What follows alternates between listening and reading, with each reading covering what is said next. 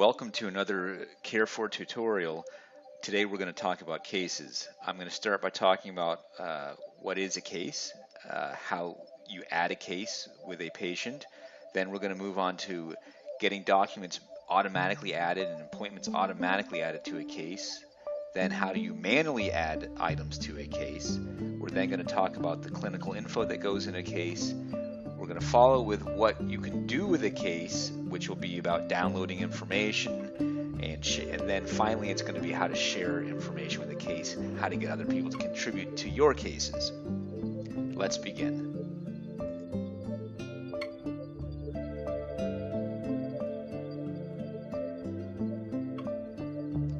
What is a case? When I'm looking at my directory page, am I looking at cases? No, I'm actually not. I'm looking at patients. When I go into a patient page, I'm actually not looking at a case then either. I'm looking at all the information about a patient. To view a case, I actually have to go click on the active manage case. And now, essentially, I am looking at a case. Let's talk about what a case is and what its function is. It's very simple. So, in a treatment, you can have multiple episodes with a patient over the course of time. So, 6 months ago, Tony Stark comes in. There's some issues, we go through some treatment, I fill out some documents, I have some measurements, I have some appointments, I add them all to the case. Then, Tony Stark improves, I close the case, my status, my case outcome is successful.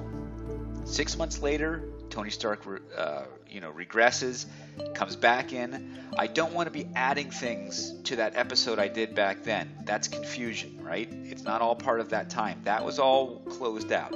I want to add to something new now. So I create a new case and I begin to add that information to a new case. So a case starts with a name. It starts with as the clinician, the patient name, and most importantly, a start date. A case will end with a closed status. You'll give it some sort of close like completion, dropout, successful, hopefully. And then it'll have a date here, and it will also have probably some notes to it. That's the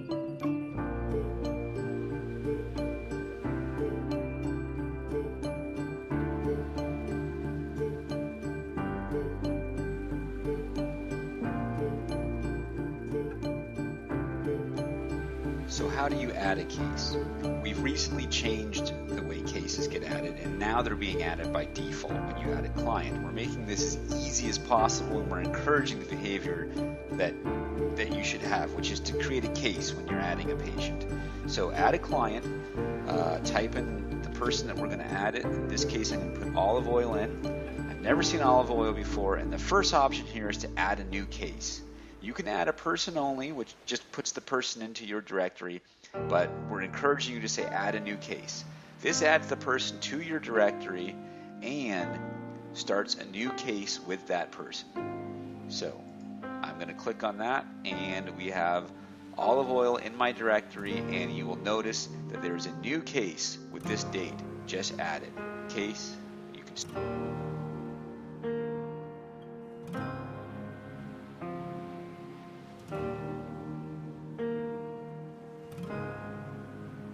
Now that I have a case, how do I add items? How do I add appointments? How do I add documents to that case? Well, if you have an open case with a person, the items you create will be automatically added to that open case, since there can be only one open case at any given time with a patient. So, as I go through and create this appointment, and I hit save, this appointment will show up with the case already attached to it. So the appointment's already attached to the case. Let's try a document. Same thing should happen with a document. We go in here, fill out a document.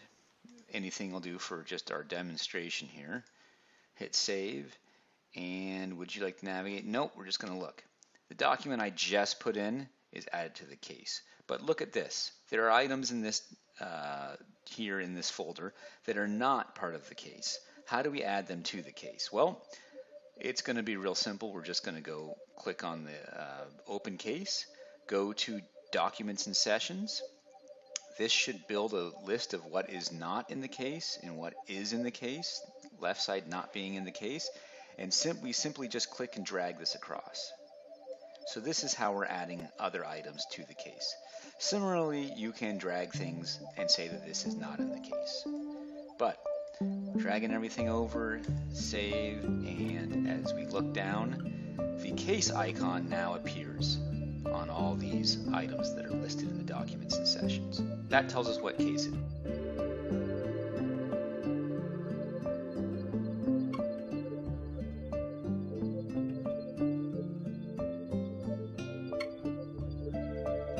As mentioned before, case has some basic information.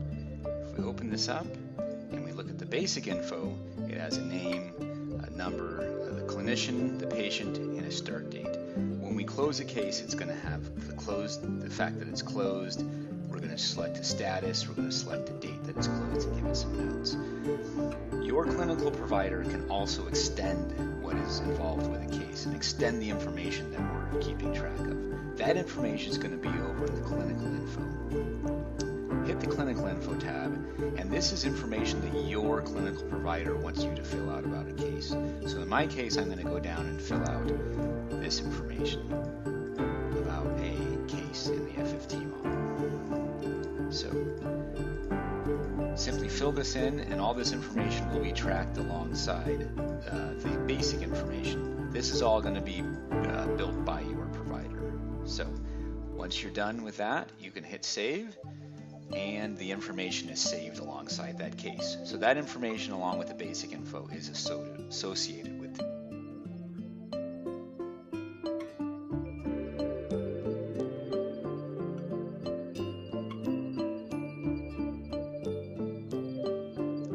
Next, I'm going to discuss a little bit about what you can do with a case. How does it help you out?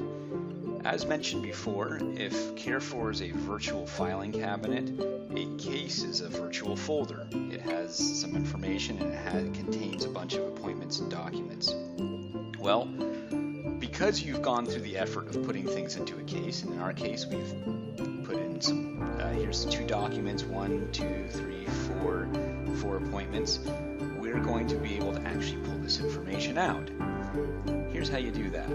Go to your basic tab, and if you look down to options, you're going to have a few options here. Download zip, download Excel, download a PDF sheet. So let's take a look at what each one of these does. If you say download Excel, this is going to produce an Excel file for us, and the Excel file is going to have all the information of those documents and appointments inside the case. How this happens is the appointments are put on one tab in the Excel sheet, and they're listed along with all the clinical information that we filled in. It looks like I didn't fill in any of the clinical information of my appointments. Next, we're going to go for the, looking at the progress note here. Let's take a look. Progress note is the next document we had, and that's listed right there. And because we didn't fill in this information, of course, the document's not filled in. But if we did fill it in, we'd see all what we put in. So this is an easy way to get your information out of the system. Let's take a look at some of the other options. An Excel PDF sheet. This is going to put everything that we've worked on in one sheet. It's going to start with the case up here, and then it's going to say what items are in the case. Then it lists the clinical info for the case. That's right on this page 2. Then it starts going into the appointments. Each appointment in this has its own sheets. So each appointment's basically got its own sheet. And then it comes down to the progress notes. So each document then has however many sheets it occupies. But each one kind of has their own sheet on this. So that is a handy way to download it all into a PDF. And then last but not least is if you want to see it, there's a zip file here. And this basically, let's open it up, is going to give you the case with each item individually in a document. So at this point, each item basically has its own document, its own PDF. So it's an easy way to pull all the information off. That's one of the big benefits of putting things in a case, is retrieving the information. The other benefit is when you are in a case, you can use the sharing mechanism. To share a case, you simply click on sharing. People in your group that are available will show up on the left side. The persons that you're sharing this case with are on the right. Simply click and drag. That shares the case. Now, why would you want to do that? When a case is shared, the person that you're sharing it with can also add appointments and documents to the case, and they can view, not edit, but just view the items that you've got there. A case was shared with me, and I'm going to show you what that looks like in my directory folder. So if I click on my directory and go down here, we see Jane Gooddoe here. Looks slightly different, slightly yellow, and it has the picture of the person who shared the case with me, and it has, of course, the normal pictures and everything. But that, if you see the person over on the right, that's how you know it's been shared with you. And you see a little icon saying it's associated with the case. So I click on her, and her information comes up. Now, unlike when I'm looking at her information and I'm being shared with, this is how a case looks like if I'm participating in the sharing. Okay, the information that I attach to her case looks like this. It has my typical viewing, editing. If I click on it, it brings up the edit information. Okay. If I'm looking at what someone else has put in this case, this individual, that would be me, put in this information. If I click on it, I don't get to edit it. I basically get to look at it in a read-only form inside of a PDF. So you can't actually change information that other people put in the case, but you can add your own, and you can